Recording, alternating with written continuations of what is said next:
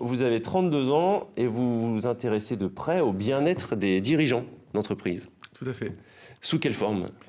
Ça se passe comment dans temps normal? En temps normal, et déjà pour parler de bien-être dirigeant, juste 2 secondes, en fait, quand on tape bien-être dirigeant sur Google, on trouve pas grand-chose. Et même dans le code du travail, on voit qu'on parle du bien-être des salariés au travail et pas des dirigeants, qui C'est sont vrai. des travailleurs non salariés. Et donc ça m'a paru un peu bizarre, parce que si on veut que les entreprises soient rayonnantes, que ce soit du bon management, etc., ça commence souvent par l'homme ou la femme qui est en haut et qui va un peu découler dans l'entreprise. Donc ça, c'est la première parenthèse sur le bien-être des dirigeants qui aujourd'hui est peu adressé. Et donc je me suis dit, je vais partir à l'aventure avec des dirigeants sous format 48 heures. Donc ça, c'est Terre Calme que j'ai créé. Et je les emmène, ça peut être faire du vélo, du kayak, ça peut être faire de la marche à pied, pour les aider à faire une parenthèse, prendre du recul sur leur quotidien et trouver des repères dans leur vie. Donc ça peut être la famille, ça peut être les amis, ça peut être le sport, ça peut être la nutrition, ça peut être des événements, ça peut être des lieux géographiques. Et ça permet de, quand ça va très bien ou quand ça va pas bien, de toujours avoir des garde-fous et des choses qui les aident à prendre des meilleures décisions.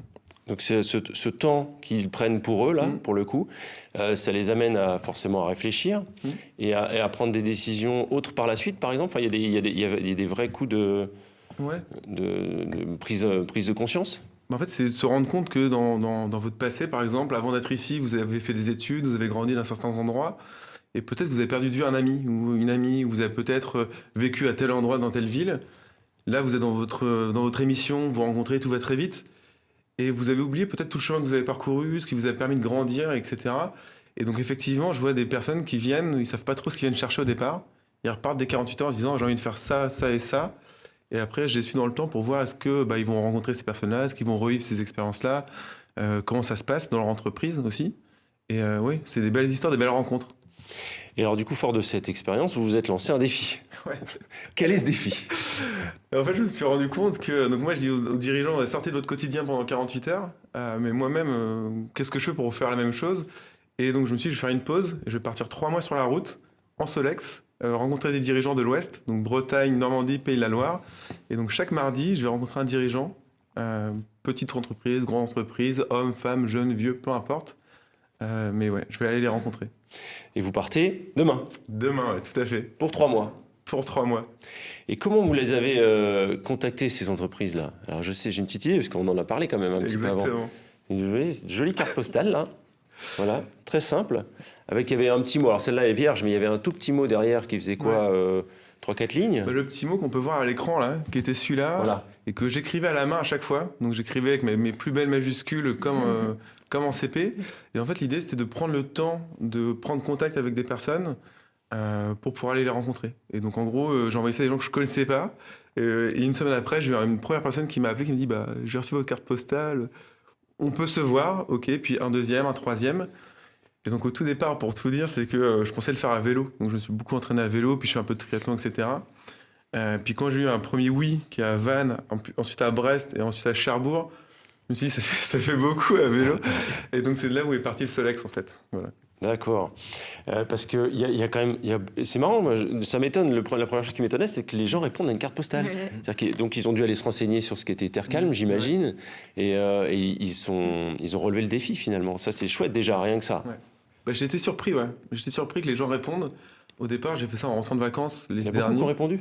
En fait, j'ai envoyé un premier lot de 20 cartes postales. J'en ai eu 7 sur 20 qui m'ont dit oui. Ah oui. Et donc, je me suis dit, waouh. Et c'était voulu que ça soit assez mystérieux, quoi, comme ça? En fait, je ne savais pas trop au départ ce que j'allais faire. Ouais, C'était l'aventure. Oui. Et donc, ça a pris, de fil en aiguille, le parcours s'est fait. Le style aussi de qu'est-ce que je vais leur demander aux interviews chaque mardi, ça s'est fait. Comment va se diffuser l'aventure sur les réseaux sociaux, etc. Tout s'est mis petit à petit bout à bout. Qu'est-ce que vous allez leur demander chaque mardi?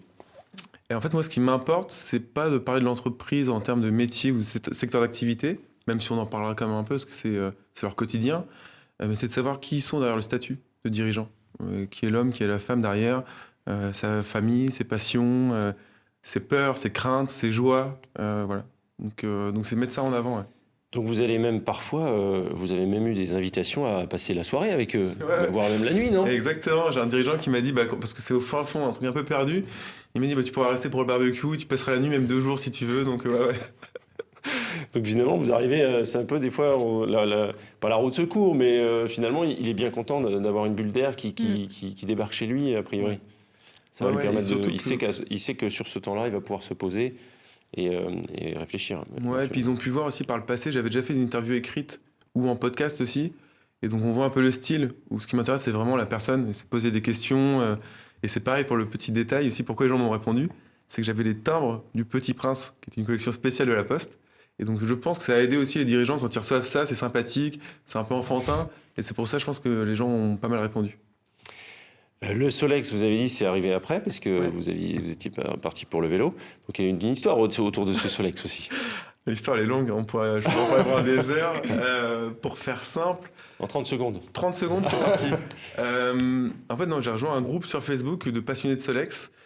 Et puis de là, j'ai contacté une personne, Charles, qui est à Lyon. Puis ensuite, j'ai rencontré Franck à Saint-Étienne-de-Montluc. J'ai rencontré Guillaume, qui est en Sud-Loire. J'ai rencontré Francette et Albert. Bref, j'ai rencontré plein de passionnés de Solex.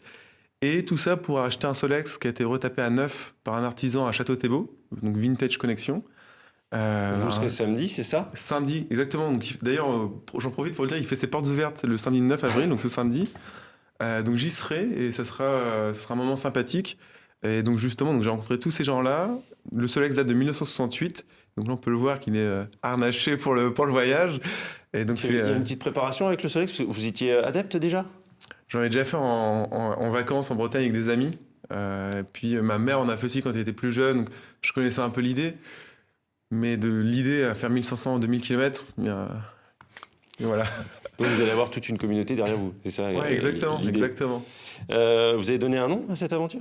C'est par où la direction? C'est par où la direction? Donc on voit le jeu de mots Ouais, avec, exactement. avec la direction, d'accord.